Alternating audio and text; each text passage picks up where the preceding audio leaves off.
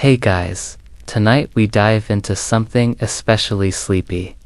A Greek myth so uneventful, even the seahorses took a day off.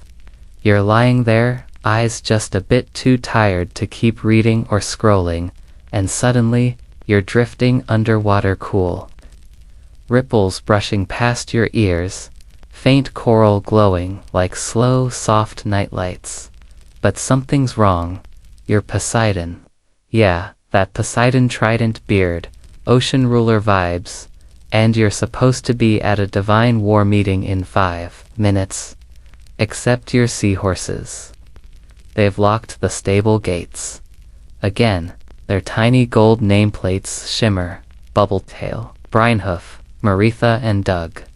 Yes, one of them is named Doug, and Doug is absolutely not budging. You rattle your trident like a car key fob, hoping the magical harness will self-summon. Nope. Brinehoof snorts a stream of bubbles and lies down dramatically on a kelp mattress. You sigh. This isn't even the first time. It's always a Tuesday. And these cosmic equines, they're done galloping through whirlpools without hazard pay. Honestly, you're not even mad. Just tired. So, before you get comfortable, take a moment to like the video and subscribe, but only if you genuinely enjoy what I do here. And tell me where you're listening from and what time it is there. If you're awake enough to type now, dim the lights. Maybe turn on a fan for that soft background hum, and let's ease into tonight's journey together. So here you are, divine ruler of oceans, leaning against a barnacle-covered post in your own underwater stable, trying to explain to an aquatic HR department that again, you're sorry for scheduling meetings on Tuesdays. Doug doesn't even make eye contact. He's sipping seaweed tea from a mug that says nay means nay. This all started so simply. You wanted to get to the Divine Council on time. Zeus is planning some thunder-smiting updates. Athena's probably got a PowerPoint. Hades definitely brought snacks, and won't share them. Classic Tuesday, but Poseidon's whole chariot squad, not moving. Their hooves are crossed. Even the enchanted sea sponges refuse to scrub the reins.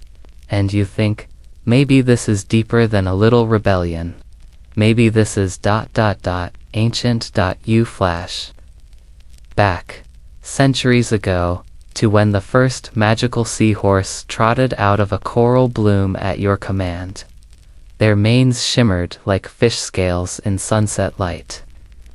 Their whinnies echoed through saltwater caves like lullabies or like passive-aggressive notes taped to a fridge. Depending on mood. You loved those horses. Still do, but you might have pushed them too hard over the centuries. Remember the time you raced Ares across the Black Sea and forgot to feed them for a week? Or that minor incident involving a kraken infestation and too many underwater fire drills? The horses remember. Oh, they definitely remember. Today's refusal is not about today. It's about every single other Tuesday that came before. In the distance, choral bells toll faintly. It's ceremonial, dramatic, possibly sarcastic. You get the message. This Tuesday, not happening. A passing school of fish eyes you. You try to pretend this is normal. You're Poseidon. You're made of shipwreck, swagger, and ocean storms. But even you can't fix this without help. You shuffle back toward your throne room. It's not quite a throne, more like a giant shell recliner with some seaweed cushions that never quite dry. Amphitrite, your wife, is there mid-meditation. She opens one eye and raises a perfectly arched brow. Again, you nod. Tried jellyfish. Massage vouchers. Last week, Doug leading the strike. She sighs and lights an aromatherapy pearl. It smells like lavender and low expectations as you stare into its tiny glowing swirl. You start thinking about how this all began. Not just the seahorse mutiny, the whole Poseidon thing. You weren't born ruling the ocean. You had to earn it. Sort of. If we're honest, you mostly just argued with your brothers until someone gave you the sea to shut you up. Historically, that's actually sort of accurate. After the whole Titan overthrowing drama, the three godly brothers, Zeus, Hades, and you drew lots for their realms. Zeus got the sky, Hades got the underworld, and you pulled the ocean like a mystery prize at an immortal raffle. Historians still argue whether you were thrilled or deeply insulted. It's hard to say. You threw a celebratory tsunami, then sulked for a decade, but eventually, you settled in. Built a palace, got some decorative sharks, tried to start a band, but couldn't find an immortal who played the conch well, and of course, you created the seahorses. Here's a fringe fact for you. Ancient Greeks believed Poseidon created horses by striking the ground with his trident. That's right, not waves, not tsunamis, horses. Some versions say regular horses, some say seahorses, some say both, which makes about as much sense as a thunder god with a goat-drawn sled. Anyway, you were always more about motion than management. Direct action, not follow-through. You're the kind of boss who installs a magical tide elevator but forgets to hire a lifeguard. You once turned a pirate ship into a seagull, just for fun. Now it's caught up with you. Your steed crew has demands, and they're valid. They want alternate Tuesday rotations, mental health shell breaks, and someone to finally repaint the stables in something other than algae beige. You glance down at the trident in your hand. It doesn't sparkle like it used to. Not in a metaphorical wit, literally used to sparkle. Now it flickers like a tired LED. You sigh. Maybe it's time to listen. Maybe it's time to face the musicore. At least the faint whinnying chant of no trots, no tides, echoing from down the hall. That coral couch is looking awfully comfy. And you've got a seaweed blanket with your name stitched in ancient script. Just 5 minutes, you think? Just enough time for the horses to cool off. But before you close your eyes, Doug sends a scroll tied with a ribbon dipped in sass. It reads, "We'll talk, but not today." It's Tuesday. The next day, Wednesday. A far less emotionally charged weekday. You finally get Brynhoof to stop pouting long enough to nibble some enchanted oats and give you the silent treatment. Progress. You wander back toward your coral desk, which is less of a desk and more of a wobbly jellyfish propped up by driftwood, thinking back to the early centuries. Long before the seahorses had attitude, and long before Doug discovered his voice through slam poetry, you weren't even a sea god yet. You were just Poseidon, one of Cronus's kids, one of the many Olympian hopefuls trying to make a name for yourself in the divine gig economy. Picture it, a gangly, long-haired immortal, trying to get the attention of Gaia, Uranus, and whichever Titan wasn't actively being eaten. You didn't even have a trident yet, just a mood and a soggy tunic. Zeus was out there brewing up clouds and practicing lightning-throwing stances in the mirror. Hades had already started researching non-traditional burial methods and developing that mysterious eyeliner aesthetic, and you were punching waves, literally. You'd walk up to a beach, roar dramatically, and slap the surf until your knuckles glowed blue. It wasn't strategy, it was branding. The kind of thing that says, hey, I'm definitely unstable enough to rule a major ecosystem. But the gods weren't convinced. Not yet. Not until the Kraken incident. Now, most scrolls gloss over it.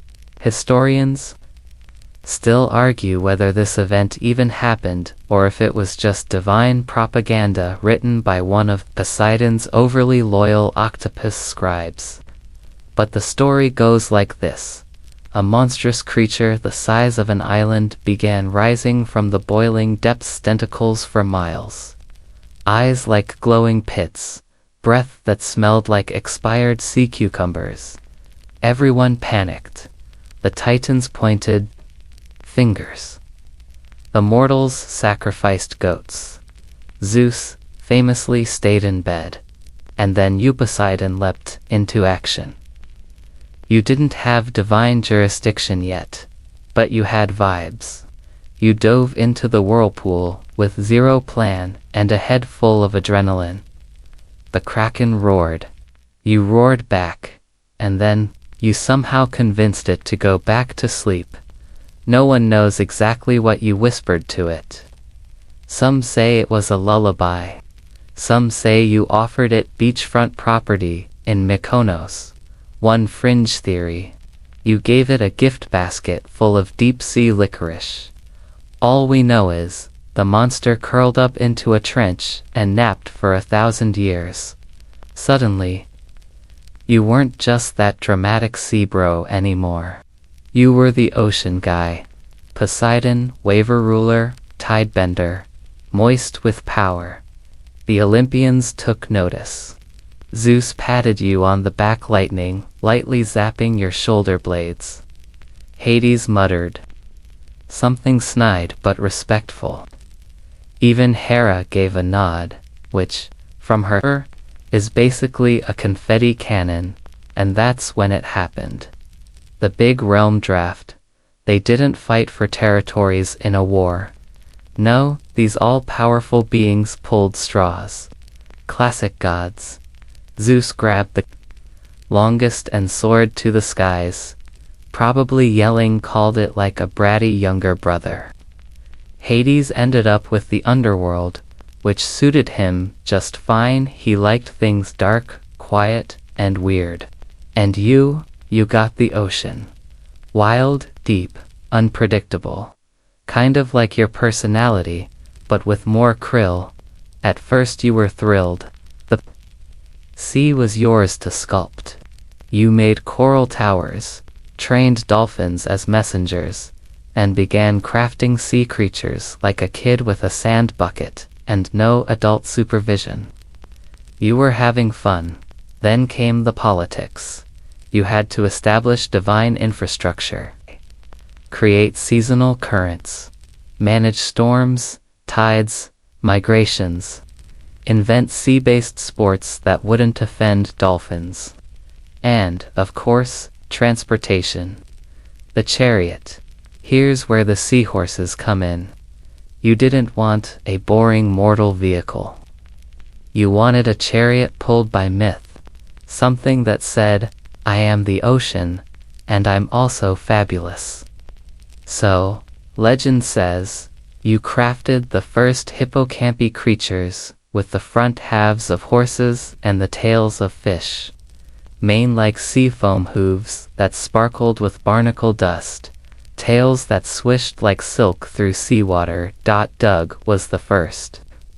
You plucked him from the mindsea of dreams, yes, that's a thing, and gave him a name no one quite understood, even then. And when he neighed for the first time, the whole ocean listened. You were inseparable. Chariot rides across typhoon waves, races with dolphins. An underwater air show made entirely of synchronized squid formations. You were Poseidon, and you were zooming. But success made things complicated. As the years rolled on, you became busier, less fun, more shbalty. The chariot became a symbol of bureaucracy. The horses were no longer frolicking show ponies. They were expected to work divine overtime, No benefits, no hoof care, not even casual Fridays, and the cracks began to show. Doug started questioning assignments.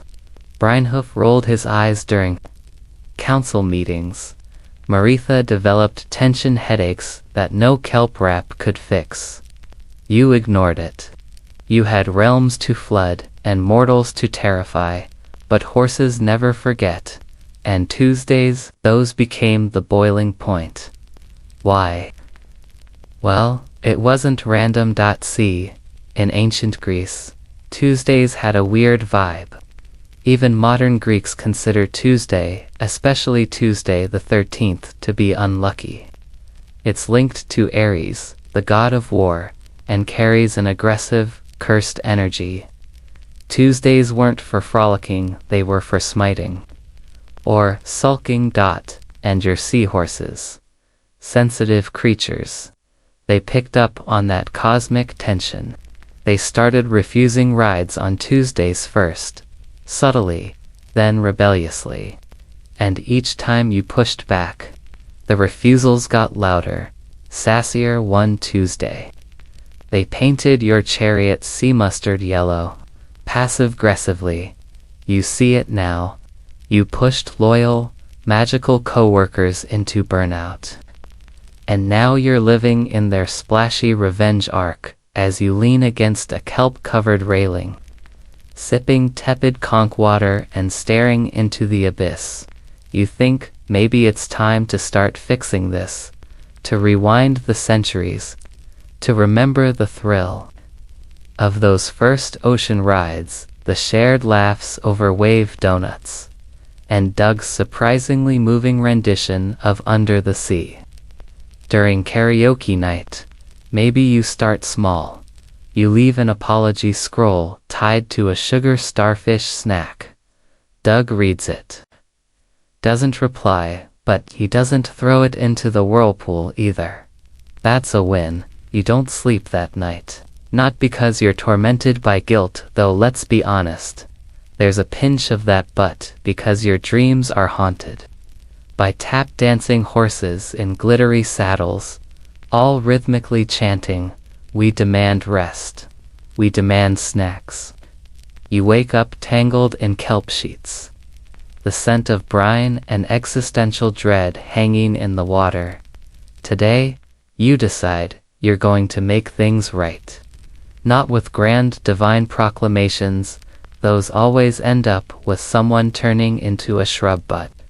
With one specific memory, the time you tried to win Athens with a horse. Now, if you've ever visited Athens, you've probably seen the Parthenon and maybe bought a keychain shaped like a column. But what they don't always tell you is how the city got its name. It wasn't always Athens. It could have been Poseidopolis, rolls off the tongue, right? The story goes that the gods had a bit of a real estate rivalry. Athena, goddess of wisdom, and you, Poseidon, were both eyeing the same fertile hilltop for your next divine franchise. Rather than start a war for once, you both agreed to a contest. Whoever gave the better gift to the mortals would win the city. You showed up first, dramatically slamming your trident into the ground. The earth cracked open, and out surged a glorious, snorting, salt-slick horse. It shimmered in the sun, mane fluttering like seaweed caught in a divine breeze. The people gasped. A living war engine. Fast, loyal, and ready for battle. Then Athena stepped up. She knelt down, whispered something gentle, and from the soil sprouted, an olive tree, just standing there, not even a talking one. You laughed like loudly, a tree, really. Mine has hooves, but the mortals didn't laugh. They stared at the olive tree with reverence. It offered shade, fruit, oil, for cooking and lamps. It symbolized peace, longevity, economy. You know all those boring things civilizations are built on. The people voted for Athena. Athens was born, and you huffed off to the ocean, dragging your rejected horse with you, muttering something about how mortals wouldn't know majesty if it trampled them. That horse, your prototype hippocamp, you named him Brynhoof. Yeah, that Brynhoof, your firstborn sea steed. And here's the twist. Brynhoof remembers you didn't just bring him into existence. You brought him into disappointment. He was supposed to be the icon of a city, a symbol of power. Instead, he became your ride. There's a detail in some old sea scrolls, a fringe tidbit most historians skip over. It's said that when Athena's olive tree grew, the salty water from your trident-formed spring lapped at its roots and whispered. Brynhoof, standing in that very salt water, heard those whispers. Something about patience, peace, and purpose. You never asked him what it said. Fast forward a few hundred years, and here he is, staging tactical walkouts every Tuesday, and passive-aggressively, leaving half-chewed kelp snacks in your slipper-shells. It's not just rebellion. It's a statement. And you're finally listening, so you ride not in your chariot. No. You take a conch taxi, embarrassing but humbling, and head back to the original spring. The spot where you struck the earth and birthed that first horse. It's dry now. No spring, no shimmer. Just a dusty patch of land with a sad plaque that reads, Poseidon was here, lost the vote. There's a faded olive tree nearby. Still alive, still sturdy. You pluck one of its fruits. It's bitter. You sit, wait, think. Brynhoof, you murmur. Into the wind, I'm sorry I never asked what you wanted. A gust swirls around you. Not from the sky but from below. A cool aquatic current, like a whisper through your very bones. You take that as a continue. So, you do. Back at your coral palace, you start a series of small but noticeable changes. You replace the kelp feed with imported sea barley flakes. You install a weekly silent zone in the stables, where no orders can be given and every hoof gets massaged by enchanted eels.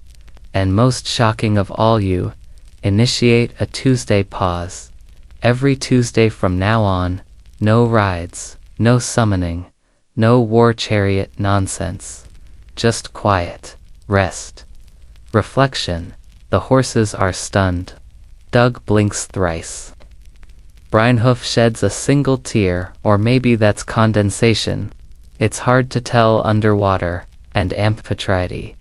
She claps once, very slowly, like a sea queen who's seen too much and knows this won't last but is proud anyway. You even draft a scroll titled, Memo regarding equine wellness in divine transit. It's full of fancy phrasing like work-life balance and oceanic mental health initiatives. Honestly, it's mostly for show. But Brynhoof reads it and gently nudges your shoulder. That's the moment you realize something deep.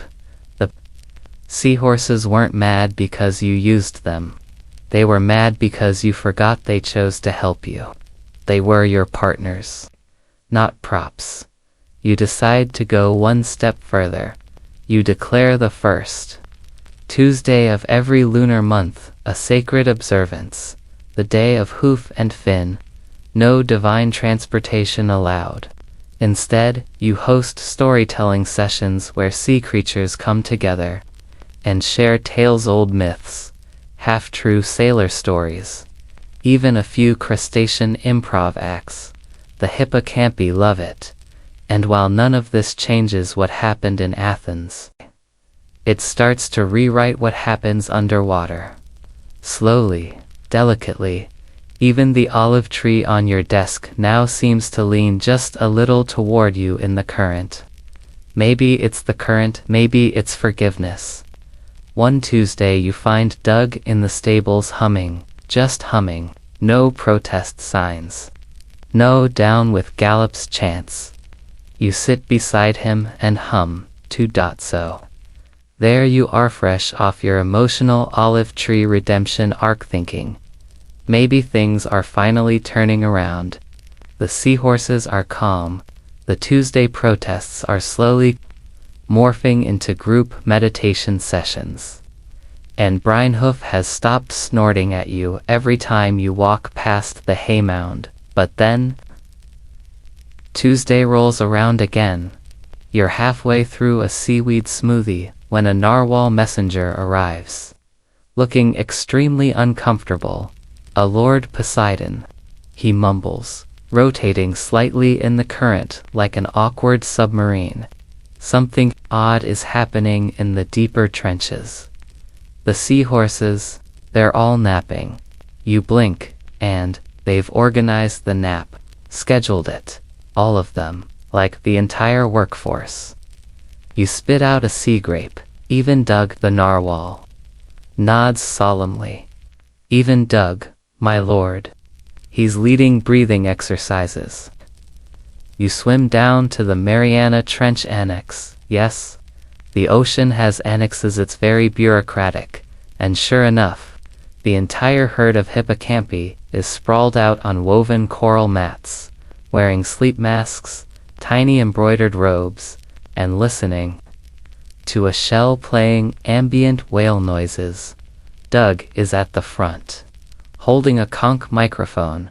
Tension lives in the fetlock, he says, very seriously. Release it with every tide. You sigh. Is this because it's Tuesday again? Doug doesn't even look at you. Tuesday is sacred. You agreed. You can't argue that. You did. You started this. But still you need a reason. Something more than Tuesday is the worst. Something historical. So back at your palace, you open the dusty scrolls. You blow off the layers of sea salt and snack crumbs you snack while reading. We don't judge and begin diving into ancient superstitions. And there it is. Tuesdays, especially Tuesday the 13th, are considered the unluckiest day in Greece even in modern times. Why? Because Tuesday is ruled by Ares, god of war, and in 1453, on a Tuesday, Constantinople fell to the Ottomans. A city fell, an empire changed, and the cosmic vibes of the day became forever off. You squint. But that hasn't happened yet, has it? Temporal confusion. Aside, gods live outside linear time, okay. The energy of Tuesdays is still thick with conflict. Mars energy. Aggression. Ares breathing down your neck in a tank top and shouting. About cardio, it starts to make sense. The hippocampi, being naturally intuitive, probably feel that ancient pressure, that cosmic vibration, that pre-baked divine doom sprinkled into every Tuesday, like cursed sea salt on a cracker. Fringe theory time. One little-known sea priest once claimed that Tuesdays were originally sacred to Poseidon himself, until Ares beat you in a shell arm wrestling contest. The prize, Tuesday. You claimed Monday was always better, but deep down, it stung. Historians still argue whether that story was metaphorical, literal, or invented by a jellyfish poet with boundary issues. Still, you wonder. Did you know Tuesdays were cursed? Did you feel it, deep in your godly guts, and just pretend not to notice? You remember so many disasters happening on Tuesdays. The sea serpent's census lost in a whirlpool. The Atlantis Board of Trustees voting to allow jet ski chariots. That time you accidentally turned your own mustache into a sea sponge. All Tuesdays. So maybe, just maybe, the horses have a point. Still, the council doesn't care about your nap problems. Zeus sends you a very shouty lightning text. Where are you? Chariot race starts in 5 min. And you reply with the ancient sea emoji equivalent of out of office. He doesn't like that, so you find yourself summoned to Olympus, a place you only visit when bribed with ambrosia or forced by divine subpoena. The clouds smell like smugness and static. You float in, trident lowered, expression halfway between I regret everything and I didn't read the terms and conditions. Zeus, thunder crisp and half shirtless, leans over his lightning lectern. You started a worker uprising. You shake your head. I acknowledged a cosmic truth. Athena adjusts her spectacles. It's Tuesday. Shouldn't your horses be working? You stare directly into her olive-toned soul. Do you work on Tuesdays? She blinks. Even Hades, sulking in a smoky corner, mutters, he's got a point. You explain everything. The ancient tensions. The horse burnout. The cursed Tuesdays. The Constantine thing that hasn't technically happened yet, but totally will. You talk about Breenhoof, about Doug, about tiny sleep masks with embroidered anchors. You expect ridicule. Instead, you get silence. Then Dionysus stands up, wine sloshing in one hand. You know what? I've always hated Tuesdays. Ares roars. Hey. Apollo shrugs. I don't write music on Tuesdays. The muse gets cranky. Hera mutters. Every major betrayal in my marriage. Tuesday. Even Artemis, goddess of the hunt and serial loner, confesses that all her worst deer sprains happened on you. Guessed it Tuesdays. Suddenly, it's not just about horses. You've accidentally started a pantheon-wide Tuesday reckoning. You return home victorious, or at least slightly smug, and carrying a complimentary stress ball shaped like Mount Olympus. Doug meets you at the stable gate. You stood up for us. I stood up for Tuesdays being trash. He nods. That night, you rest easy, for the first time in centuries.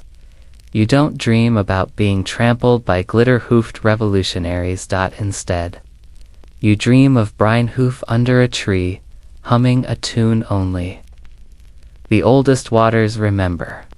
By now, your reputation has shifted. You're no longer just Poseidon, ocean boss, or that guy who once flooded an entire island because they spelled his name wrong on a temple plaque. No, now you're Poseidon, unexpected champion of divine labor rights.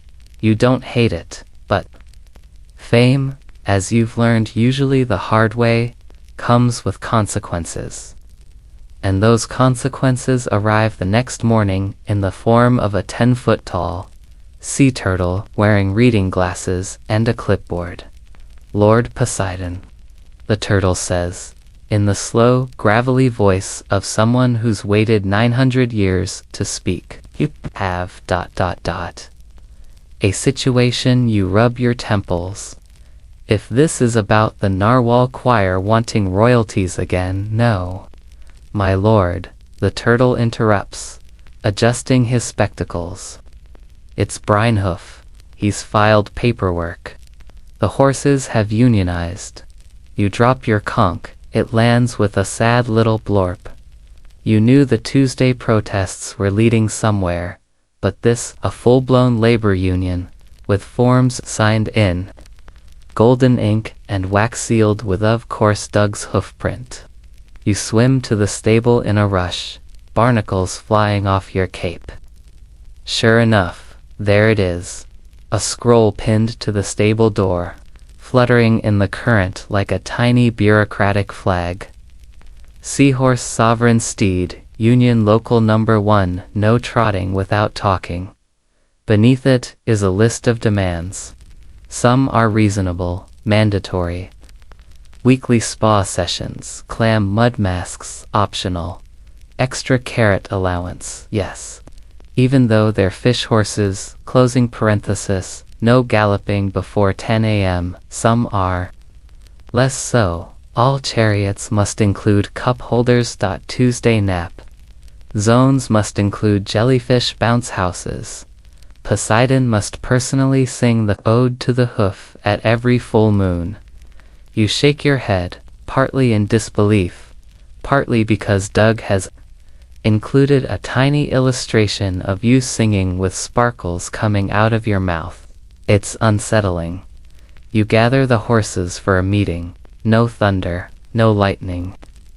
Just a calm, cool underwater conference in your coral boardroom, where the chairs are suspiciously shaped like oversized shells and the refreshments include sea-graped wine and ethically sourced squid jerky.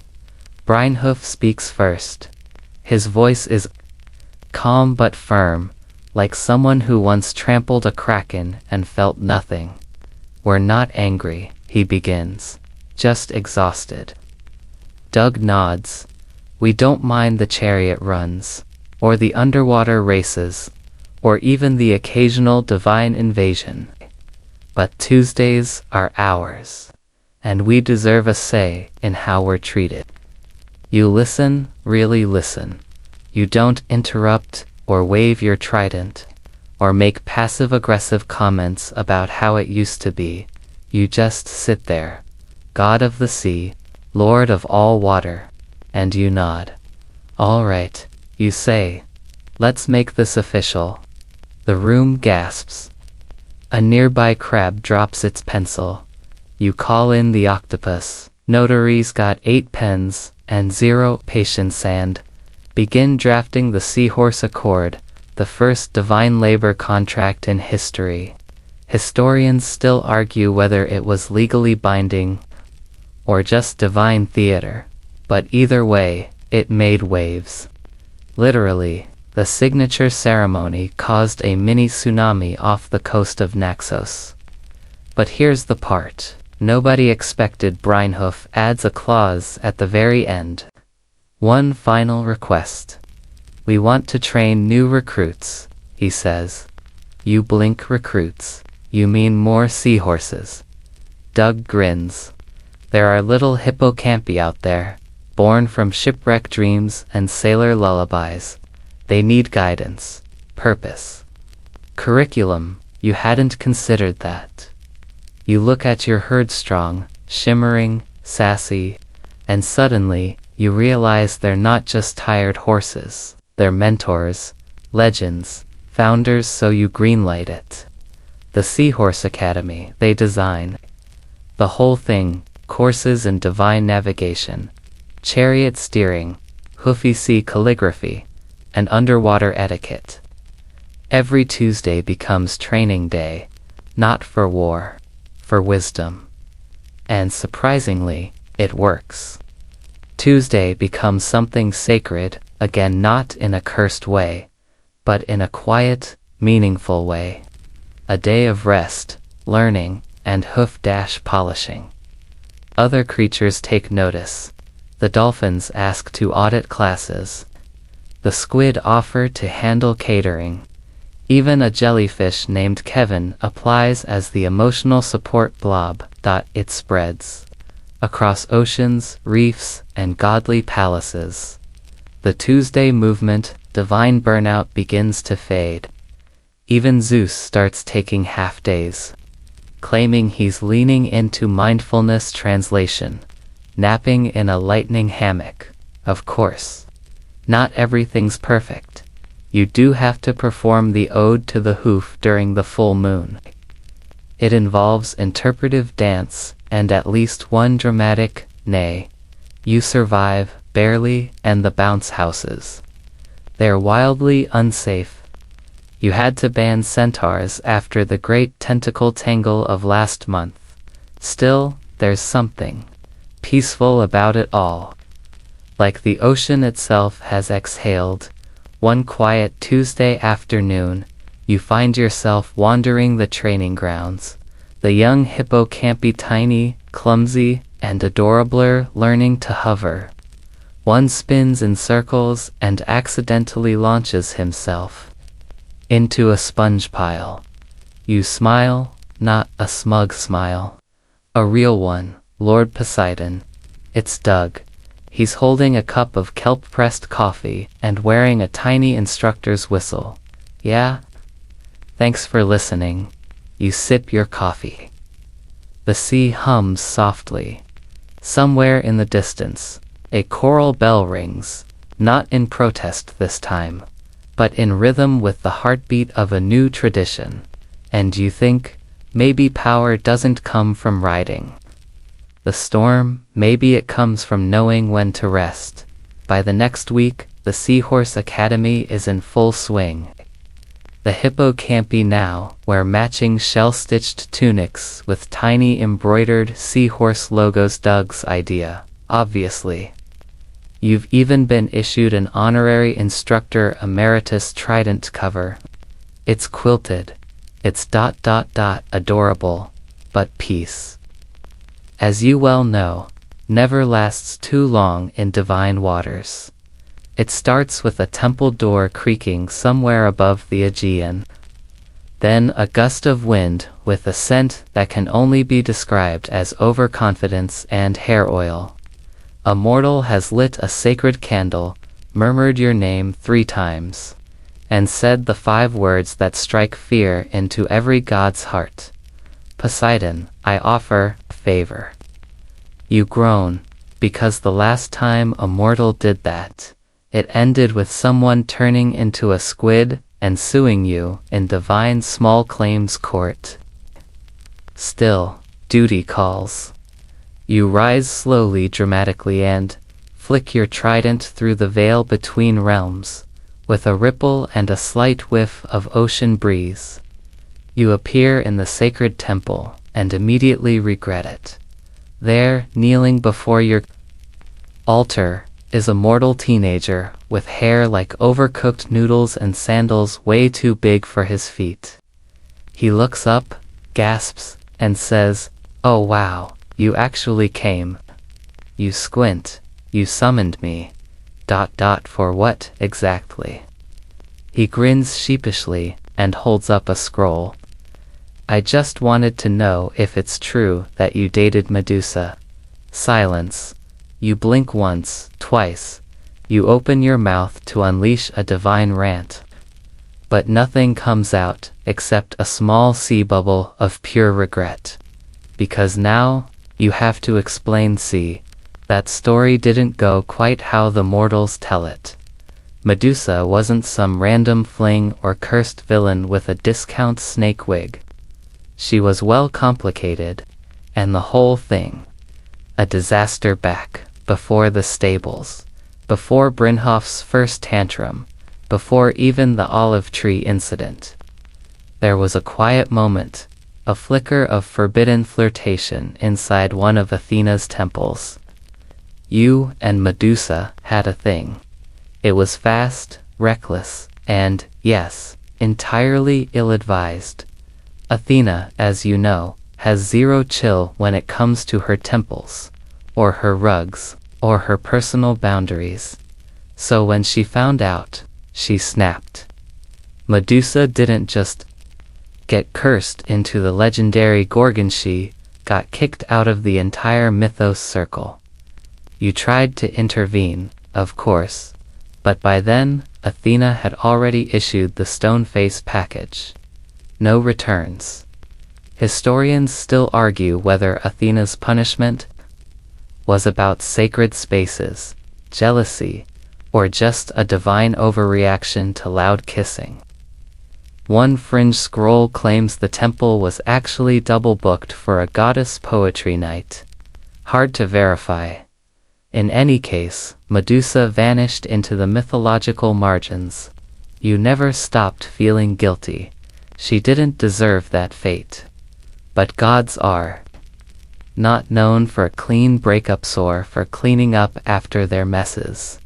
So when this noodle-haired mortal asks if you dated Medusa, you simply sigh and say yes, and I still dream about snakes. The boy blinks, clearly unsure if you're being metaphorical or if divine dating actually causes serpent-related sleep disturbances. You don't clarify. Back at the palace, the past seems to echo through the sea foam. Brynhoof notices. He trots over to you in the quietest part of the stable and nudges your elbow. Another mortal asking weird stuff. Yeah, you mutter, rubbing your forehead. They want stories, but they don't want the truth. Doug wanders over, chewing kelp thoughtfully. What's the truth, then? You exhale. The bubbles spiral up toward the surface like unanswered questions. The truth is, sometimes the gods mess up. Big time. And no one writes those myths down. Doug considers this. Then snorts. Well, maybe they should. Which is how you end up initiating a new weekly program, Myths We Don't Tell. It's held every Friday at the Seahorse Academy Amphitheater. You and other gods, those brave enough to show up, anyway, take turns telling stories that never made it to marble statues or heroic songs.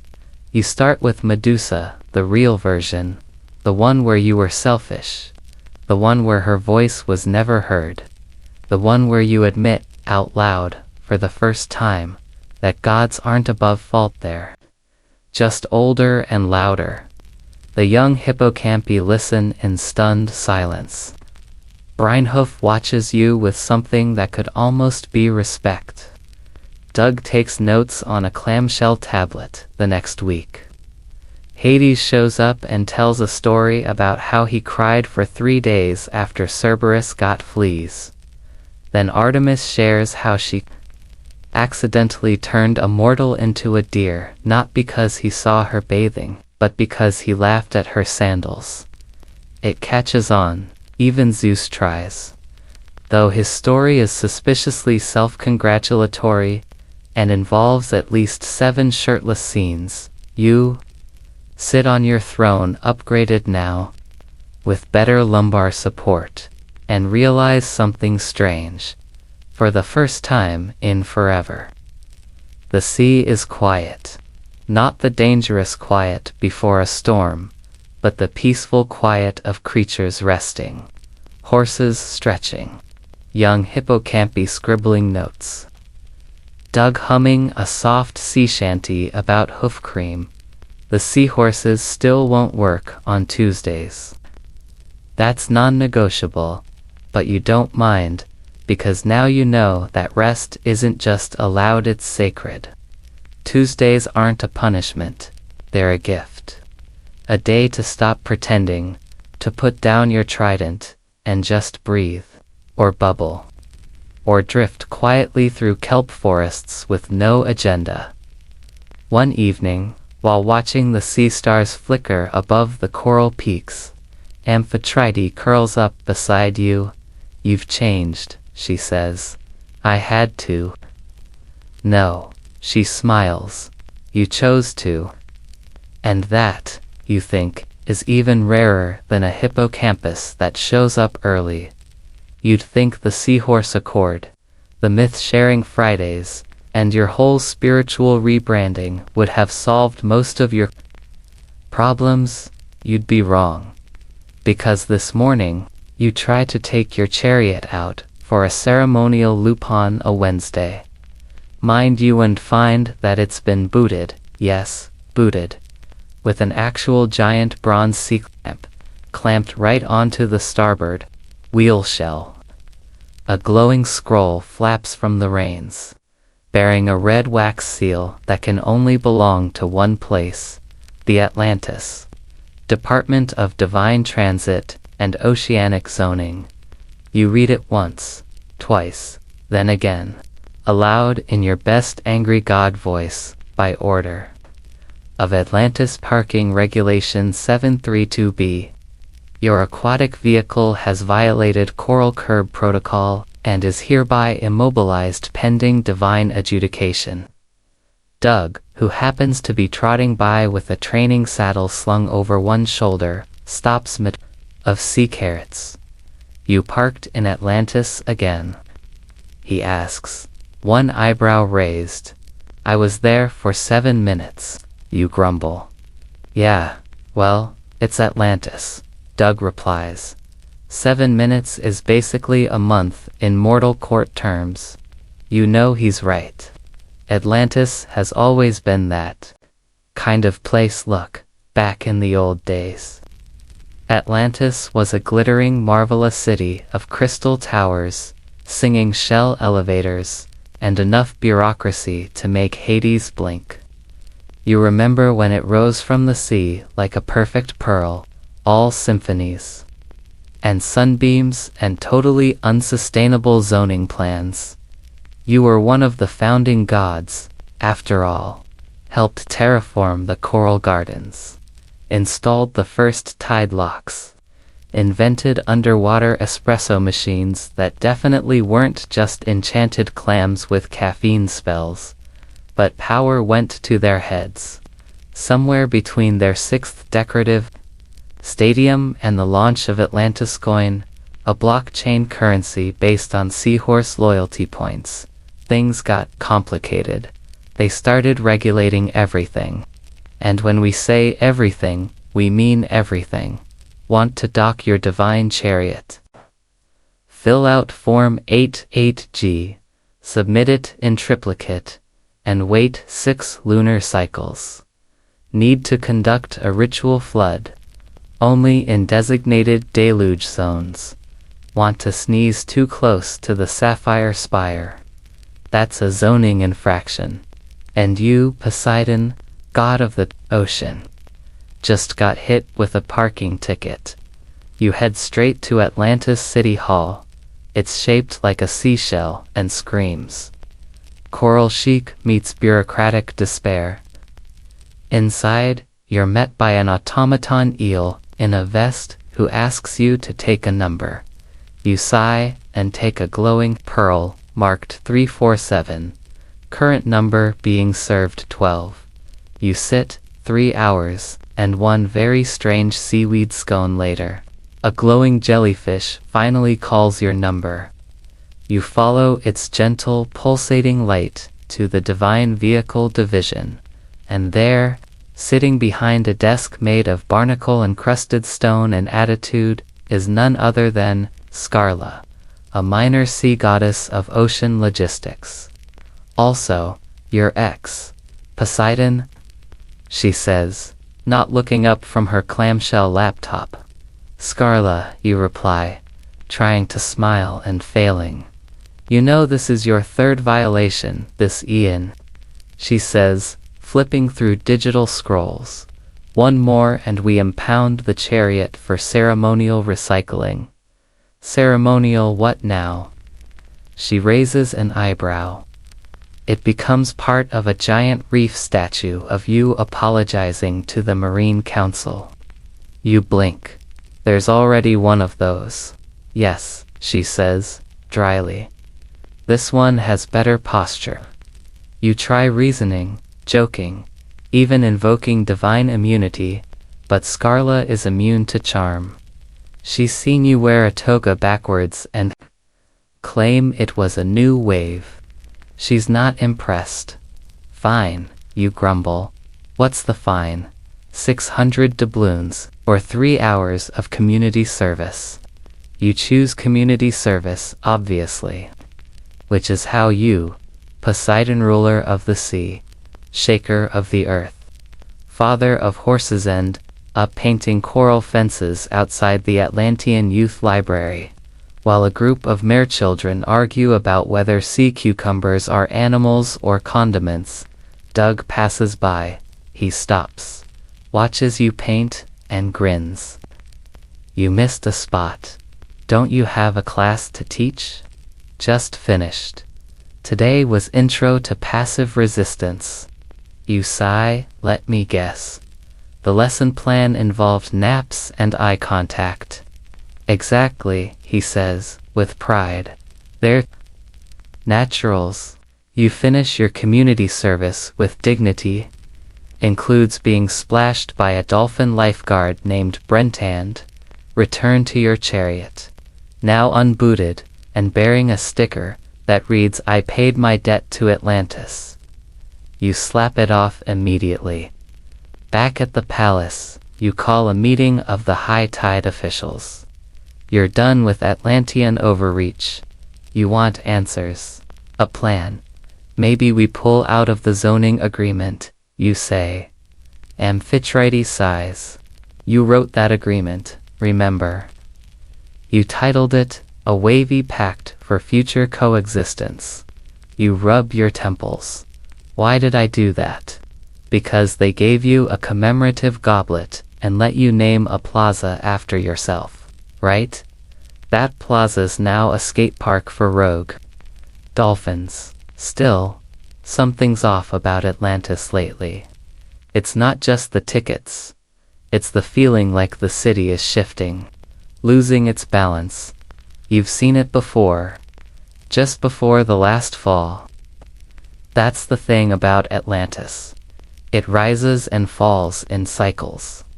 Historians still argue whether the city ever truly sank or simply dimension hopped to avoid an audit. One fringe myth claims it disappeared every time someone asked too many zoning questions. You worry, not for the city, but for what it represents. A place that forgot to rest, that scheduled everything and honored nothing, that regulated joy out of existence. And now it targets seahorse chariots. You stand beneath the moonlit reef arches that night, watching Atlantis glow in the distance, its crystal towers pulsing like tired nerves. You whisper, "Don't forget to breathe." Doug appears beside you. He's quiet, thoughtful. "They've forgotten Tuesdays," he says softly. You nod. They forgot what they meant. He glances up. Maybe it's time we reminded them. Wednesday turns to Thursday, and while the sea stays quiet, the weight of Atlantis sits in your gut like a spoiled oyster. You try to go about your business. You review tide schedules, update storm plans, and even hold a short meeting with a delegation of disgruntled mermen who insist jellyfish traffic has gotten out of control. It has. Kevin now runs a floating jelly limo service. He's deeply unlicensed, but your mind keeps drifting back to Atlantis. It's not just the city, it's what it's become. Polished, flashy, loud, the kind of place that builds an arena for synchronized eel ballet and calls it austere cultural preservation. You used to love it. Now it feels like a neon parody of divine intentions. And that night, as you sit on your coral balcony, Breinhoof clomps up beside you, a half-eaten sea grape snack hanging from his mouth. They're building a mall, he says. You blink. Where? In the memory garden, where you planted that sea cypress for the fallen dolphin scouts. Your chest tightens. That garden wasn't just sentimental. It was sacred. Zoning cleared it yesterday, he adds. You stare across the water, where the faint glimmer of Atlantis pulses. You can already hear the construction, enchanted drills, crab-aborted forklifts, kelp advertisement banners flapping in the currents. You exhale. Okay, time to do something stupid.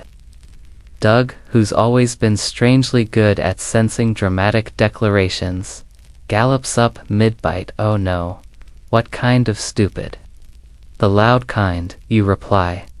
By morning you're in full ceremonial gear. Shimmering kelp-lined robes, seashell epaulets, and the vintage trident Amphitrite insists makes your shoulders look more kingly. You call a formal gathering of every aquatic creature with a schedule and at least one functioning sense of civic concern. The location, right in front of the Atlantis zoning office. The protest begins quietly. Breinhoof sets up a banner, "Remember. Rest. Remember the gardens." Doug leads a breathing circle for anxious narwhals, but you stand front and center, trident planted in the reef, and speak loudly. You've paved over the past, you say. You've shelled your history in glitter, and ignored the silence of sacred space. You don't shout, you project. Like a god who's not mad, just deeply, deeply disappointed. Mortals gather. Spirits peer from currents. Even a few Atlantean city officials poke their heads out of coral towers, brows furrowed, clipboards trembling, and that's when it happens. The water stills. A ripple passes through the reef, subtle at first, then stronger. Waves of memory, emotion, like a heartbeat, rising from the ocean floor. The memory garden begins to stir. Tiny flowers bloom again, where the mall foundation was being poured. Whisper currents carry dolphin songs from the past. The kelp statues sculpted tributes to fallen guardians straighten and shimmer. You feel it too, the pulse, like the sea is remembering itself. Atlantis slows, not crumbles, not collapses, just pauses, and from the crowd, a voice rises. One you didn't expect. Skar. She steps forward, her ever-present clipboard tucked under one arm. She looks at you, then at the crowd, then at the garden. This wasn't on the zoning plan, she says quietly. You meet her eyes. Neither was a parking boot. She laughs. The crowd gasps. You think someone faints, possibly a very dramatic octopus. She turns to the zoning council members emerging behind her. Suspend development, effective immediately. A merman with a monocle objects. She silences him with a glance. Atlantis was never meant to forget, she says. You want to hug her, you don't. She'd file paperwork. The protest becomes a vigil.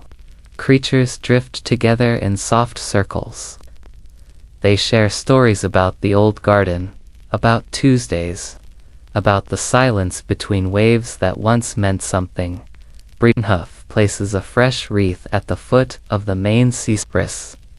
Doug sings a slow, haunting ballad called No More Crabs. In suits, it doesn't totally rhyme, but the seahorses cry anyway. By nightfall, Atlantis glows softer, warmer, like it's breathing again. You return to your palace, tired but full. Amphitrite meets you at the gate. You're trending on the divine whisper waves, she says, smirking. Hashtag trident for truth. Double quotes, you groan. I didn't do it for likes. Of course not, she replies. But still, check out this meme. It's a portrait of you mid-speech, trident raised dramatically. The caption reads, Poseidon said, touch that garden and get smote. Doug prints it on a t-shirt. Still, as satisfying as it was to defend something real again, you can't help but feel a deeper shift. Something's coming, something older than Atlantis, more ancient than your Tuesday protests. Because that ripple in the reef, that wasn't just memory. It was awakening. You sense it now, like a hum in the base of your trident, far beneath you. Something stirring in the deepest, oldest trenches. Something that hasn't moved in centuries. You sleep with one eye open. You've been a god long enough to know when the sea is trying to whisper something. And right now, it's whispering loudly. There's a tension in the currents. Not just the usual hum of migrating whales or disgruntled squid traffic. This is deeper, lower. It rumbles through the bones of the ocean, brushing past ancient shipwrecks and coral spires older than Zeus's first chin hair. You try to brush it off. Maybe it's nothing. Maybe you're just jumpy after that Atlantis showdown, or still emotionally recovering from Doug's ballad, which, while heartfelt, had a truly unnecessary kazoo solo. But then the dreams start. Every night, you're back in that trench, the oldest one, the place even gods hesitate to name it. Has a dozen nicknames. The Maw, the Blue Wound, the place where light gives up in the dreams. You're standing at its edge, staring down into blackness that doesn't blink. Something stares back, something big, something ancient. And each time, just before you wake, you hear a voice not with ears, but with your being. You forgot us. One morning, still shaken from the dream, you stagger into the coral kitchen to find Brynhoof calmly pouring espresso into a driftwood mug. Rough night, he asks. You ever dream of the trench? You reply. He pauses. I don't dream, Doug. Munching a sea biscuit beside him, nods. He just broods, with his eyes closed. You explain the dream, the trench, the voice. The overwhelming feeling of something old waking up. Brynhoof goes very still. Doug stops mid-crunch. You need to talk to the old mare, Brynhoof says. You blink the who now. The old mare, he repeats. She was the first. The one before us. She doesn't live in the currents anymore. She is the current. Now, this is where things get murky. Most mortals think you created the seahorses from dreams and sea foam. That's mostly true, but there's always been something older. Some say the hippocampi were a gift. Others say they were discovered, not made. A living lineage passed down from the trench mother's beings, too big, too weird, too tired to bother with titles. Historians still argue whether the old mare is metaphor, myth, or just a seahorse who aged out of relevance and became divine background noise. One fringe theory claims she was once a mortal horse that fell into the sea and got promoted by mistake. You decide to find her. Brynhoof draws a map. It's less of a map and more a series of emotionally cryptic directions like, follow the current where it feels sad, then dive into the silence. Classic Brynhoof. You don't bring your chariot. This is a solo dive. Just you, your trident, and enough glow lanterns to make even the grumpiest abyssal squid jealous. The descent begins smoothly, past the kelp forests, past the twilight reefs, past the usual mutterings of lost Atlantean drones and gossiping octopi who think you can't hear them. The water gets colder, denser, colors fade, sound shrinks, and then you feel it. The trench, it's not just deep, it's wrong. Like the sea forgot to finish this part. You drift down its edge, gravity shifting, pressure folding your thoughts inward. And then, there she is. At first you think she's just stone. A sculpture of a seahorse curled around herself, massive and still. Then her eye opens, and it's tired. So tired. You feel your own eyelids twitch in sympathy. She doesn't speak in words. She radiates. Thought vibrations pulse out from her being like ancient whale songs slowed to a crawl. You remember, she says, but only a little. You bow not out of obligation, but instinct. Some beings are simply older than etiquette. I had to find you, you say, or think, or something in between. Something's waking, something big. She shifts slightly. Dust swirls. A school of fish panics into a formation that accidentally spells rude before scattering. The horses remember. She hums.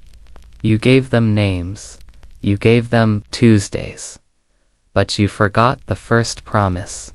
You frown. What promise? Her tail curls around you, not threateningly, but as if to hold a fragile thing.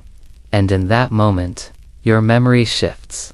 You remember, back when you first touched the sea before chariots, before Athens, before anything you whispered into the water. The old mare doesn't scold you. She doesn't need to. Her stillness is the lesson. You float there for a long time, just breathing, just remembering. When you rise again slowly, the trench doesn't feel quite so cold. Something has shifted, not fixed, not healed, but reopened. And as you break the surface, gasping under a full moon that feels unusually awake, you whisper, "Thank you." Back at the palace, Brynhoof is waiting. Well, he asks. She's real, you say, and I have a lot of apologizing to do. Doug tosses you a towel made of kelp and emotional support.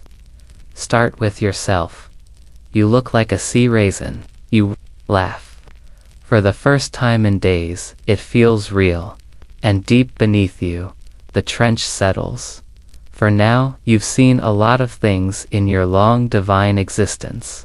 Cities rise and sink, mortals inventing and reinventing sandals, even Zeus attempting interpretive dance during a solar eclipse, never again. But something about that meeting with the old mare lingers. It's in your bones now, not just a dream, not just a whisper, it's a tide shift. A reminder, you spend the next few days quieter than usual. Not in a moody, dramatic way, just ... observant, listening, letting the sea speak, and this time, not interrupting. The seahorses notice Brynhoof doesn't say anything, but he does nod respectfully as he passes by in a saddle made from upcycled oyster leather. Doug, of course, comments immediately. You're doing that wise thing again, he says, floating upside down in the training cove. It's weird. I miss when you were mostly shouting about schedule changes. You roll your eyes. Growth is hard. Doug nods sagely. So are barnacles. Doesn't mean they're always useful. Still, he has a point. You can't just sit around being introspective while Atlantis continues playing musical chairs with the laws of nature. That mall in the memory garden was just the beginning. Now they've unveiled their latest initiative. The Tide, TAMERS. It's a fleet of enchanted drones designed to smooth out irregular oceanic moods. In other words, they're trying to regulate the sea. Even worse, they're testing the drones on Tuesdays. Brynhoof almost kicked a coral. Calm in rage, Doug threatened to move the Seahorse Academy to international waters. You decide to pay Atlantis another visit, but not as Poseidon the protester, or Poseidon the moody trench hugger. No, you're going in as Poseidon the diplomat. You hate it already. The Atlantean Hall of Regulation is even shinier than before. Glass towers shimmer under artificial moonlight, and there's now a welcome mat made of bioluminescent algae that blinks. Have you filed Form 17Q? Inside, you're met again by Scarla, clipboard in hand. Glasses perched just so. She doesn't look surprised to see you. But she does look ... tired. You don't waste time, Scarla. These tide tamers are interfering with the oceans. Rhythms, they're messing with the trenches. The old mare is stirring. She raises an eyebrow. We didn't tamper with any mares. She's not a literal mare, You sigh. She's a concept, a being, a reminder. Look, I know. Well, that sounds like a fever dream with hooves. Yes. She places her clipboard down. That's how you know it's serious. Poseidon, she says. Do you know how hard it is to manage a city of demigods, enchanted kelp zoning requests, and quarterly budget meetings with gods who think fiscal responsibility means not smiting anyone before brunch? You want to roll your eyes, but instead you do something unexpected. You nod. I do. I've been there. I built part of this place, remember? I loved this city. But now you're building over memory. You're trying to schedule the unschedulable. Hesitates. Just for a moment. There's pressure, she admits. From the surface. From the pantheon. From shareholders. You blink. Wait. You have shareholders. It's complicated. And you realize then Scarla's not the villain here. None of them really are. Atlantis didn't become overregulated because they wanted to forget. It happens slowly, like coral hardening. Around a shell, you take a deep breath. Let me show you something. You take her yes, personally down to the memory garden, the one you saved. And when she sees it, really sees it, the kelp flowers blooming again, the dolphin songs echoing. Through the coral, the quiet reverence, her shoulders drop. This was almost a seafood court. She whispers, I know. She kneels by a statue, one you hadn't seen before. It's small, tucked behind the main sea-cypress. It's her, a younger version of Scarla, clutching a trident-shaped toy. A memorial, a tribute. You're not sure, she doesn't explain. Used to come here as a hatchling, she says quietly. Before the noise, you place a hand on her shoulder. Then, you understand. That night, the tide drones are paused. Officially under review. But you know a quiet surrender when you see one. And the next Tuesday, something magical happens. Atlantis closes early. Shops shut. Lights dim. Creatures return to their homes. The memory garden becomes a gathering place again. You and Scarla sit on the steps together, sipping sea cider, watching baby hippocampi play tag through coral hoops. She sighs. You win. No, you say we remembered. Doug gallops up, holding a megaphone made of pearl. Did someone say we remembered? Because I wrote a poem about it. Brynhoof groans audibly. You laugh. Atlantis breathes again, not perfectly, not forever, but for now the sea is still. The garden blooms. And somewhere, deep in the trench, the old mare drifts back to sleep. You haven't saved the world, but you've reminded it of something better than glory. The Tuesday after Atlantis officially pauses its drone program is quieter than you ever expected. No chariots, no zoning hearings, not even a single Kraken complaint hotline ping. You sit in the Seahorse Academy's amphitheater, sipping kelp coffee with just the right amount of reef milk. The choral acoustics around you are perfect, amplifying even the tiniest whisper. But right now they echo only the soft flick of hippocampi tails, drifting past in slow-motion loops. Doug strolls over with a clipboard, which is both alarming and rare. Good news, he announces, tapping the board like a professor of naps. We've added a new elective. Mythical Labor Movements 101. Week 1 covers the Satyr. Sit-in of 289 BCE.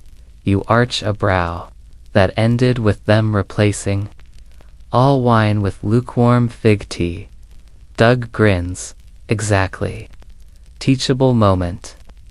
Brynhoof, trotting by with the towel around his neck from his Tuesday stretching circle. Adds, "You've started something, you know." "Started what?" you ask. Remembering, he replies, tossing the towel like a retired champion, and maybe he's right. Because over the next week, the waves carry strange but wonderful reports. In Delphi, a temple priest pauses her endless prayers to nap under an olive tree for the first time in 20 years. In Euboea, fishermen cancel their usual haul and just float together, watching cloud shapes reflected on the water's surface. Even Artemis sends a message in classic Artemis style via arrow embedded in a giant conch shell. "Took your advice. No hunting on Tuesdays. Dear confused. I'm fine with it." And somewhere in the shadowy depths of Tartarus, Hades holds a candlelit karaoke night titled Ballads and Burnout. Turns out, even the underworld needs a vibe check. But then, as always, something shifts. One morning, you find a scroll outside your chambers. It's sealed with wax, shaped like a windswept mountain. That can only mean one thing. Hermes. You crack it open, and sure enough, the message is in his hurried, borderliner legible scrawl. Poseidon, big problem. Chariots glitching in Thessaly. Mortals blaming divine laziness. Olympus council meeting called. Get ready for judgment. Snacks not provided. You groan so hard the sea vibrates. A council meeting and worsa. Judgment. You haven't been summoned to a formal trial since that awkward period where you maybe sort of borrowed Helio-solar horses to host your own underwater disco. They never really forgave you for the burned kelp. But this is serious by the time you reach Olympus. Storm clouds are already swirling, and the smell of ozone and drama is thick in the air. The council chamber is exactly as you left it. Circular, over-designed, with a marble floor that's either very symbolic or just extremely slippery. Zeus sits at the center, toga crisp, beard twinkling with lightning residue. Athena is already halfway through a scroll titled The Consequences of Cosmic Negligence, Volume 17. Ares flexes in the corner for no reason. You take your seat. Zeus doesn't waste time. Poseidon, he booms. The mortals are getting suspicious. They think we've slacked off. You gesture vaguely toward the sea. We've just rediscovered balance. Balance. Athena scoffs. Your horses don't work Tuesdays. And productivity is up on every other day. You reply calmly. Turns out rest doesn't kill performance, it improves it. Even Apollo's bard's schedule is backed up. Someone mutters. He's finally writing slow songs. You shoot back. Not every mortal hymn needs to be a dance anthem. There's a pause, then Hera leans forward.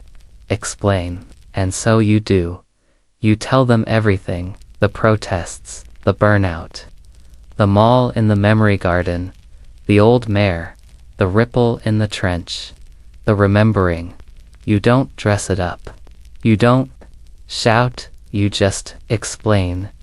And when you're done, silence fills the chamber like thick fog. Then Dionysus raises a goblet. I, for one, love naps. I once slept for 6 months and woke up to a wine cult in my honor. Tuesdays off sounds divine. Even Hestia speaks, gently. The hearth needs time to cool. Otherwise, it cracks. Historians still argue whether this council moment was prescripted or genuinely spontaneous. One fringe scholar claims Zeus simply liked the phrase sea raisin revolution and wanted in. Whatever the reason, the council rules in your favor, not just for you but for all divine beings. A formal decree is drafted Tuesday, the day of sacred repose.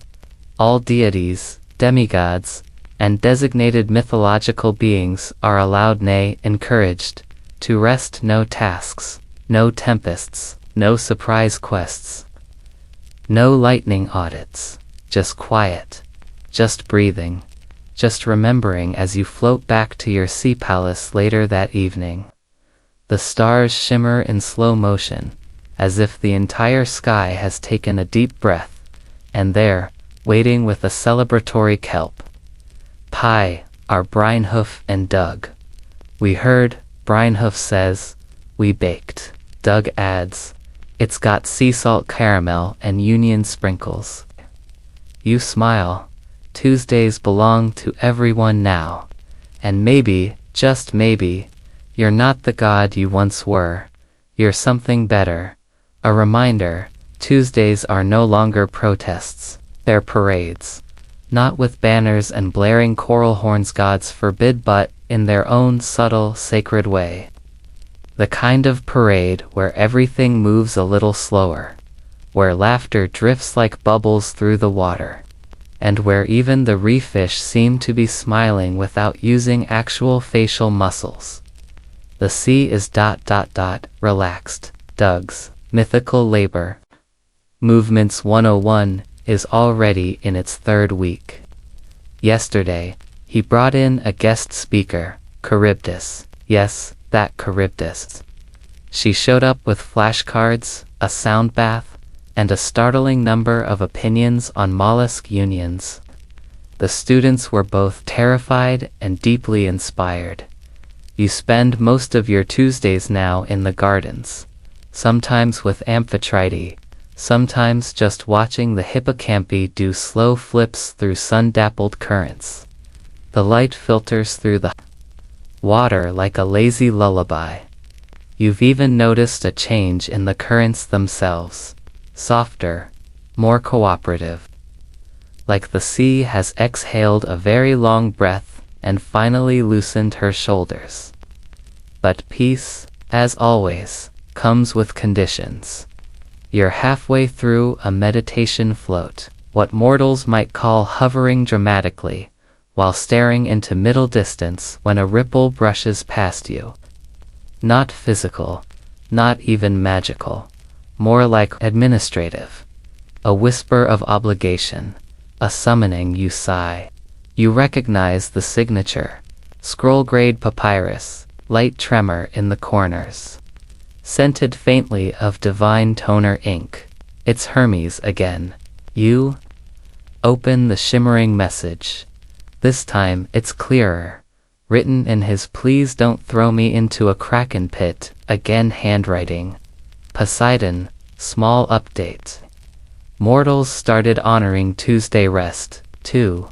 Workplace shifts. Calendar chaos. Several cities now observe Trident Tuesdays in your name. Also, there's a statue of you in Rome wearing sunglasses. Please advise. Oh no, you teleport to Rome. There, in the middle of a bustling plaza, surrounded by food carts and tourists, is the statue. It's you, all right? Trident out. One hand raised like you're blessing a fish. Giant sunglasses. Marble flip-flops. A plaque reads, Poseidon, patron of chill. Tuesdays belong to the people. Next to it, a merch booth. You spot tank tops that say "See you next Tuesday," and mugs with your face on them labeled "Mornings, no Tuesdays." Absolutely not. You blink. Hard Doug would love this. Brynhoof would file a complaint. You don't even get the chance to say anything before someone immortal, probably a tour guide, spots you. Hey, it's him, she shrieks. The Tuesday guy. And suddenly, you're mobbed. Photos. Questions. A man hands you a tuna sandwich and asks for a blessing. Someone else insists that Tuesdays are now a vibe, bro. You escape underwater as fast as decorum allows. Back at your palace, drenched in mortal enthusiasm and deeply confused energy, you flop onto a sponge couch. AMPHITE gives you a side-eye. So, sunglasses now. I didn't authorize this, you mutter. I think I've accidentally started a religion. With branding. Doug, who has developed a sixth sense for divine chaos, peeks in holding a glittery poster. Good news, he chirps. You've been invited to keynote a mortal wellness retreat. Theme, honor your inner hippocampus. You squint. Do they even know what a hippocampus is? They think it's the brain's chill center. He shrugs. And now it hits you. Your Tuesday movement has escaped. It's become a mortal thing, no longer confined to divine stables and coral gardens. It's surfacing in cities, in memes, in yoga studios where people chant your name in poorly accented Greek. You're not even mad. You're just ... stunned. Because here's the twist no god ever expects. Mortals listened, and they changed. Historians still argue whether this cultural shift was deliberate or the result of one too many kelp influencer dream visions. One fringe theory blames a particularly strong moon tide that swept an entire village into synchronized napping. Whatever the cause, Tuesday rest has gone mortal. You do what any responsible deity would do. You observe. You spy on surface life ethically, of course.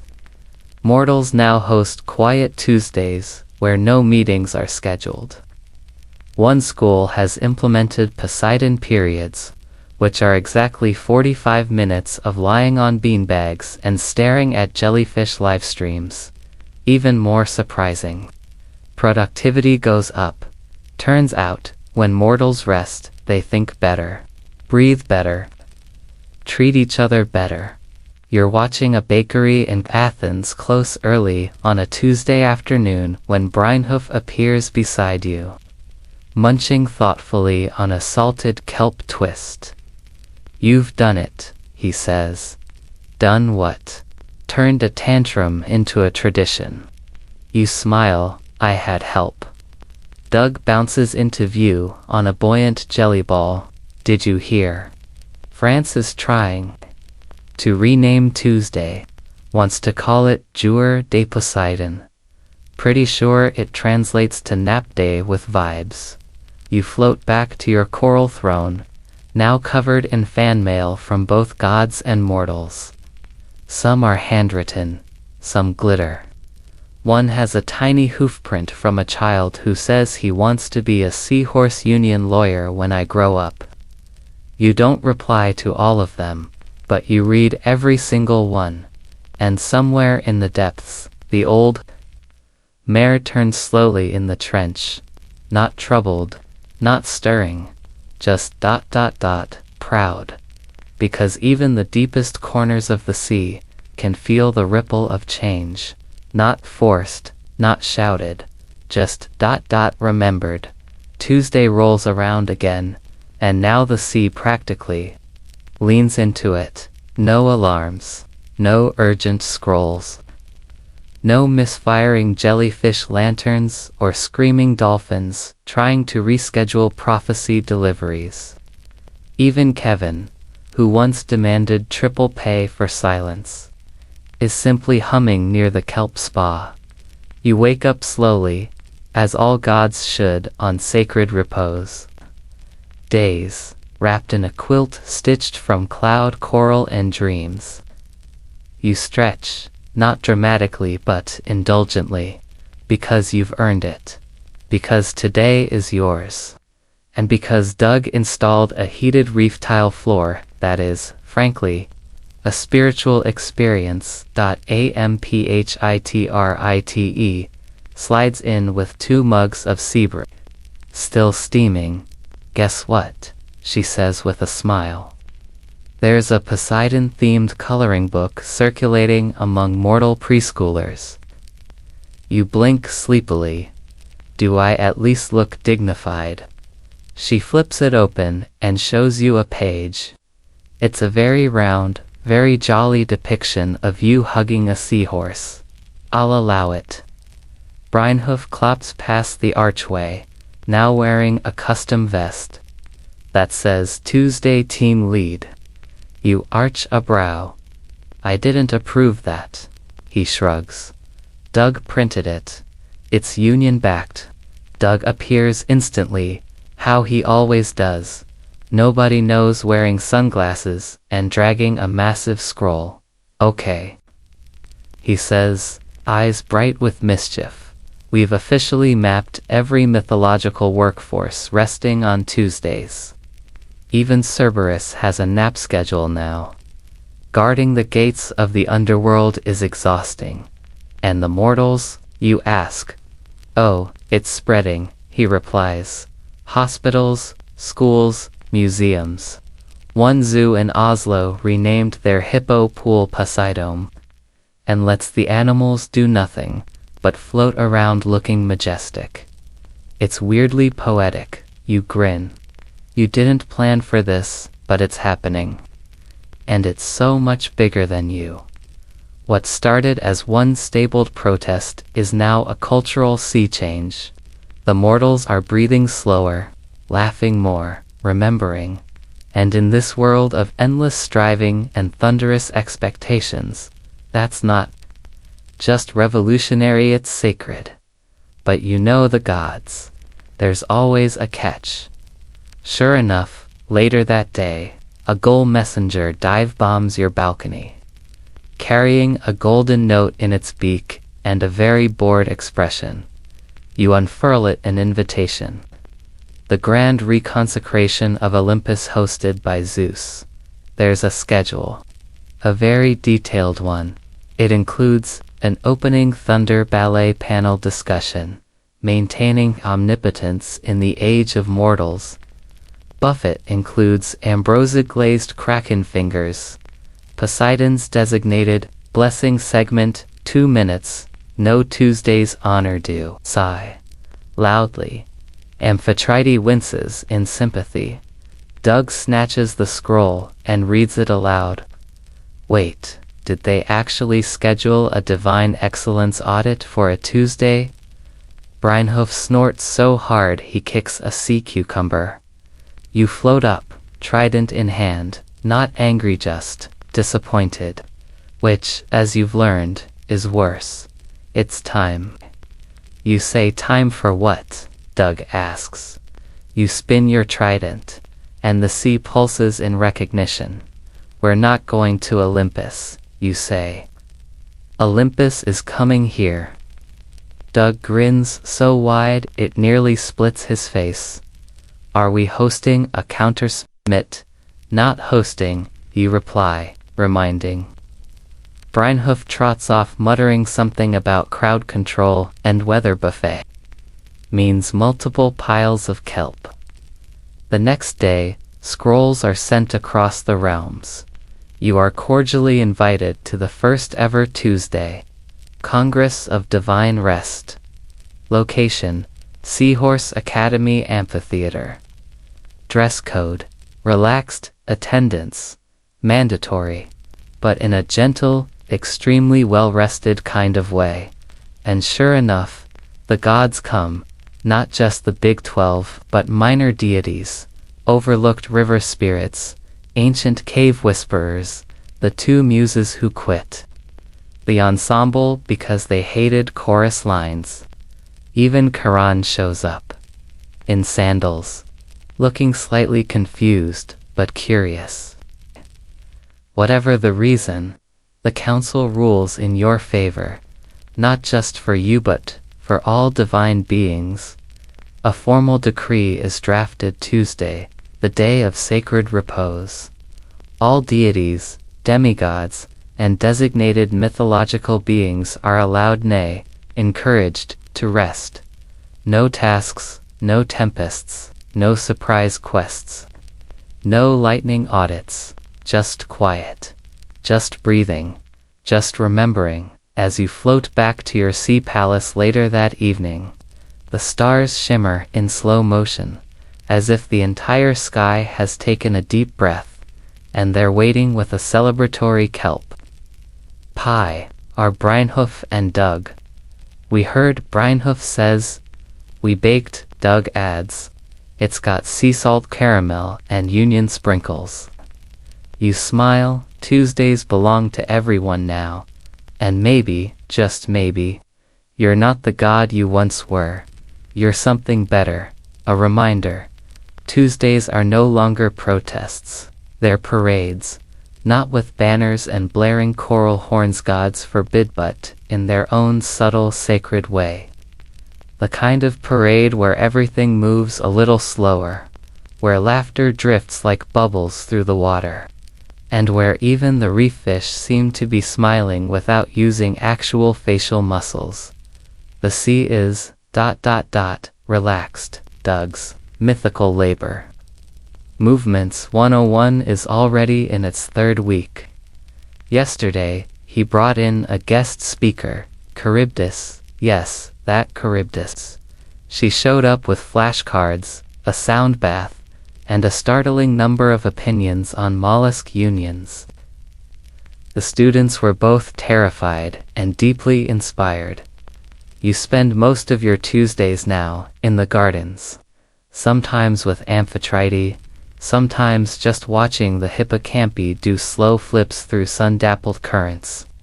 The light filters through the water like a lazy lullaby. You've even noticed a change in the currents themselves. Softer, more cooperative.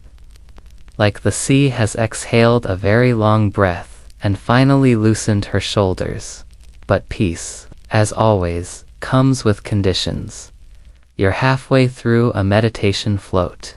What mortals might call hovering dramatically while staring into middle distance, when a ripple brushes past you. Not physical, not even magical, more like administrative, a whisper of obligation, a summoning. You sigh. You recognize the signature, scroll-grade papyrus, light tremor in the corners. Scented faintly of divine toner ink. It's Hermes, again. You open the shimmering message.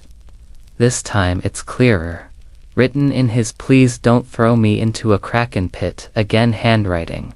Poseidon, small updates. Mortals started honoring Tuesday rest, too. Workplace shifts. Calendar chaos. Several cities now observe Trident Tuesdays in your name. Also, there's a statue of you in Rome wearing sunglasses. Please advise. Oh no. You teleport to Rome. There, in the middle of a bustling plaza, surrounded by food carts and odd tourists, is the statue. It's you, all right. Trident out, one hand raised like you're blessing a fish. Giant sunglasses.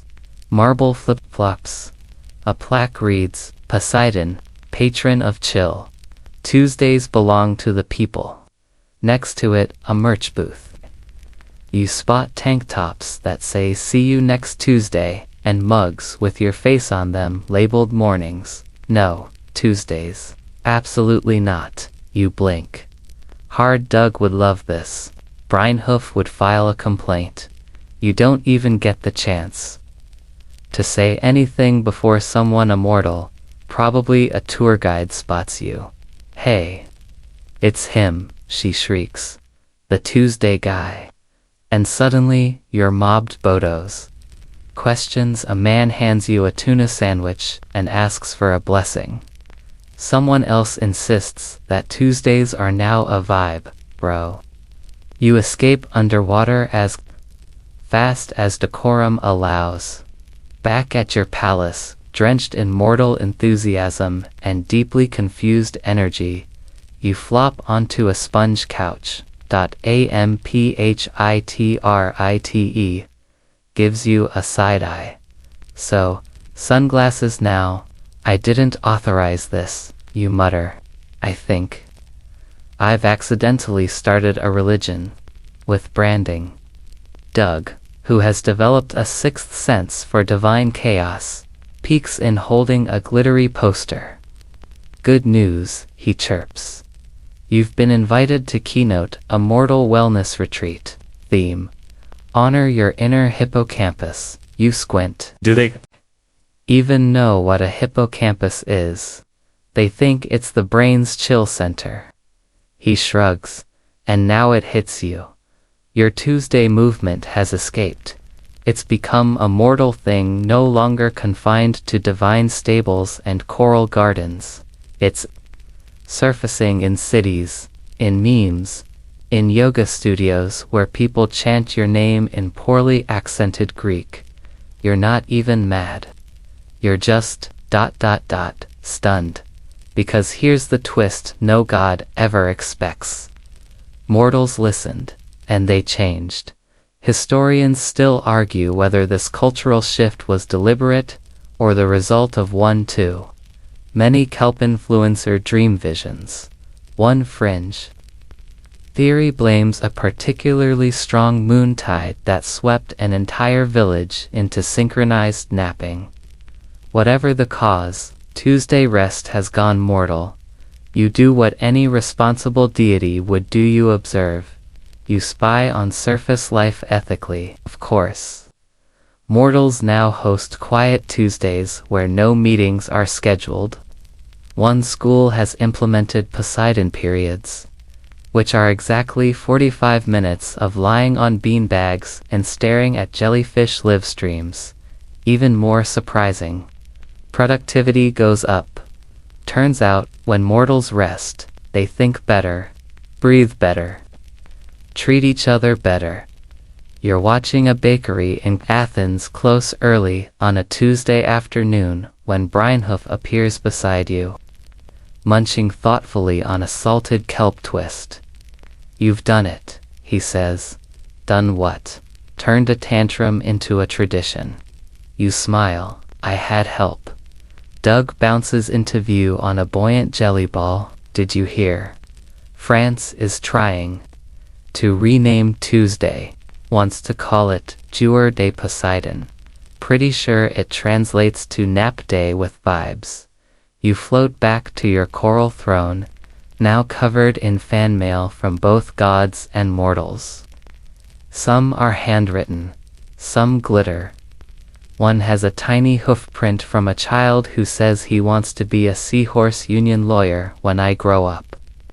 You don't reply to all of them, but you read every single one, and somewhere in the depths, the old mare turns slowly in the trench. Not troubled, not stirring, just ... proud.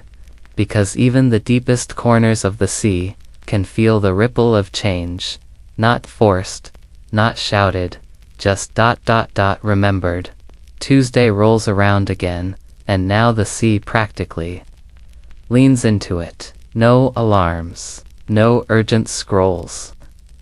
No misfiring jellyfish lanterns or screaming dolphins trying to reschedule prophecy deliveries. Even Kevin, who once demanded triple pay for silence, is simply humming near the kelp spa. You wake up slowly, as all gods should, on sacred repose. Days, wrapped in a quilt stitched from cloud, coral, and dreams. You stretch, not dramatically, but indulgently, because you've earned it, because today is yours, and because Doug installed a heated reef tile floor that is frankly a spiritual experience. Umperchide slides in with 2 mugs of sea brew. Still steaming. Guess what? She says with a smile. There's a Poseidon-themed coloring book circulating among mortal preschoolers. You blink sleepily. Do I at least look dignified? She flips it open and shows you a page. It's a very round, very jolly depiction of you hugging a seahorse. I'll allow it. Brynhoof clops past the archway, now wearing a custom vest that says Tuesday Team Lead. You arch a brow. I didn't approve that. He shrugs. Doug printed it. It's union-backed. Doug appears instantly, how he always does. Nobody knows, wearing sunglasses and dragging a massive scroll. Okay, he says, eyes bright with mischief. We've officially mapped every mythological workforce resting on Tuesdays. Even Cerberus has a nap schedule now. Guarding the gates of the underworld is exhausting. And the mortals, you ask? Oh, it's spreading, he replies. Hospitals, schools, museums. One zoo in Oslo renamed their hippo pool Poseidon, and lets the animals do nothing but float around looking majestic. It's weirdly poetic. You grin. You didn't plan for this, but it's happening. And it's so much bigger than you. What started as one stabled protest is now a cultural sea change. The mortals are breathing slower, laughing more, remembering. And in this world of endless striving and thunderous expectations, that's not just revolutionary, it's sacred. But you know the gods. There's always a catch. Sure enough, later that day, a gold messenger dive-bombs your balcony, carrying a golden note in its beak and a very bored expression. You unfurl it, an invitation. The grand reconsecration of Olympus hosted by Zeus. There's a schedule, a very detailed one. It includes an opening thunder ballet panel discussion. Maintaining omnipotence in the age of mortals buffet includes ambrosia-glazed kraken fingers, Poseidon's designated blessing segment. 2 minutes no Tuesdays honored you. Sigh. Loudly, Amphitrite winces in sympathy. Doug snatches the scroll and reads it aloud. Wait, did they actually schedule a divine excellence audit for a Tuesday? Brynhoof snorts so hard he kicks a sea cucumber. You float up, trident in hand, not angry, just disappointed. Which, as you've learned, is worse. It's time. You say, time for what? Doug asks. You spin your trident, and the sea pulses in recognition. We're not going to Olympus, you say. Olympus is coming here. Doug grins so wide it nearly splits his face. Are we hosting a summit? Not hosting, you reply, reminding. Brynhoof trots off muttering something about crowd control and weather buffet. Means multiple piles of kelp. The next day, scrolls are sent across the realms. You are cordially invited to the first ever Tuesday Congress of Divine Rest. Location, Seahorse Academy Amphitheater. Dress code, relaxed, attendance, mandatory. But in a gentle, extremely well-rested kind of way. And sure enough, the gods come. Doug opens the ceremony with a welcome speech that involves zero lightning on not just the Big 12, but minor deities. Overlooked river spirits, ancient cave whisperers, the 2 muses who quit the ensemble because they hated chorus lines. Even Corin shows up. In sandals, looking slightly confused, but